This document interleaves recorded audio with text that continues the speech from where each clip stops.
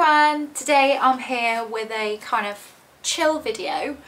It's not going to be a review. I think I'm going to call it my thoughts on A Curse to Dark and Lonely by Brigid Kemmerer. I haven't got any notes written down. I just thought I'd sit down and come up with whatever comes to my brain about this book. I read this book just recently this month and I really enjoyed it. I'm sure everybody knows what this book is about, but it is a modern day Beauty and the Beast retelling. So in this book we follow the main character Harper, who is just a normal girl. She lives her normal life until one day she sees one girl being in trouble and she goes and tries to save the situation, and she's whisked away to a different realm. I don't know how to pronounce that word. And so there's basically this Prince Ren and his kingdom is under a curse. I was a little bit apprehensive going into this book. I'm not sure why. I think I'm not always amazing with YA fantasy, but this one was really good and really interesting. And so I really got on with it really well. I really enjoyed the main character. That's my problem sometimes with YA books. Main characters, I just feel like they're so angsty and angry and they've got those teenage drama going on. I don't think there was much of that in this book at all. I really enjoyed the main character. She was really strong. She kind of knew what she wanted, and the way she behaved also in this situation, in an unfamiliar situation for her, was brilliant. How she handled it, how she just genuinely stood her ground, and she was amazing. I don't have a lot to say about Prince Ren. I genuinely don't think I have strong feelings towards him, but there was another character in this book, Gray. He's interesting and he's really intriguing. He was one of my favorites. The friendship element in this book also is really intriguing. I don't want to say too much without spoiling it, so kind of stuff there. But the plot was really interesting. It started as your normal, I guess, Beauty and the Beast retelling, then it had its own twists on the situation, and I'm really curious to see where the second and third books are going to go. I've already got them because as soon as I finished this one I just needed the second book straight away, so hopefully I'm going to read it in April. I can't wait, because of how the first book ended, it's kind of like a cliffhanger in one way with one character.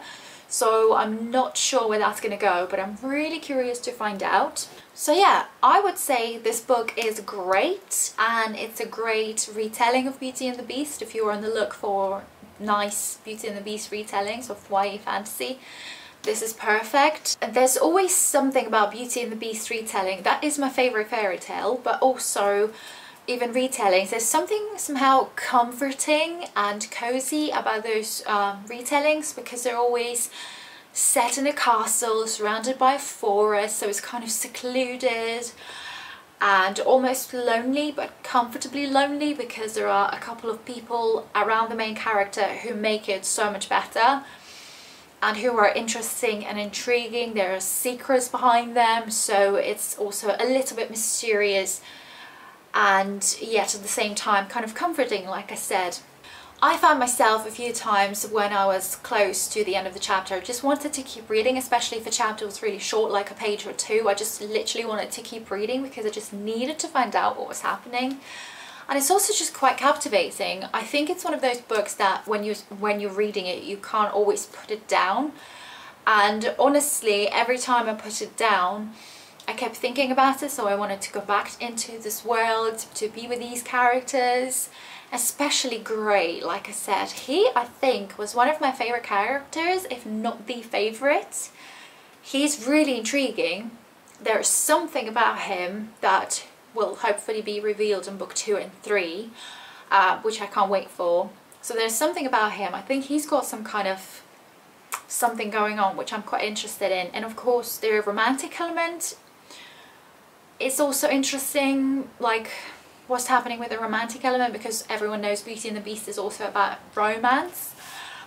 There isn't a lot of romance in this book, I would say, but there is enough to make you keep you intrigued and wanting to really know more. And it's not your predictable romance, by the way. That's what I really liked. It's kind of like a slow burn, but also I can't say a lot without spoiling it. That's the trouble. There's definitely no that insta love, which a lot of people don't like. I'm not a fan of that either. So this book is, I think, a great book for a YA fantasy to be representing Beauty and the Beast retelling. It's, I think, one of the best ones. I've read a few, well, a couple. This one is definitely one of the best ones, I think, and I'm so gutted that I waited 2 years to read it, because I've had this book for over 2 years, and I finally read it, and I see why everybody loves it so much. So yeah, I don't know how much I covered in this non-review, just my thoughts. So yeah, let me know if you read this book, if you enjoyed it, or if you didn't enjoy it. I would love to know. That's it for this video, and I will see you in the next one. Thank you for watching. Bye!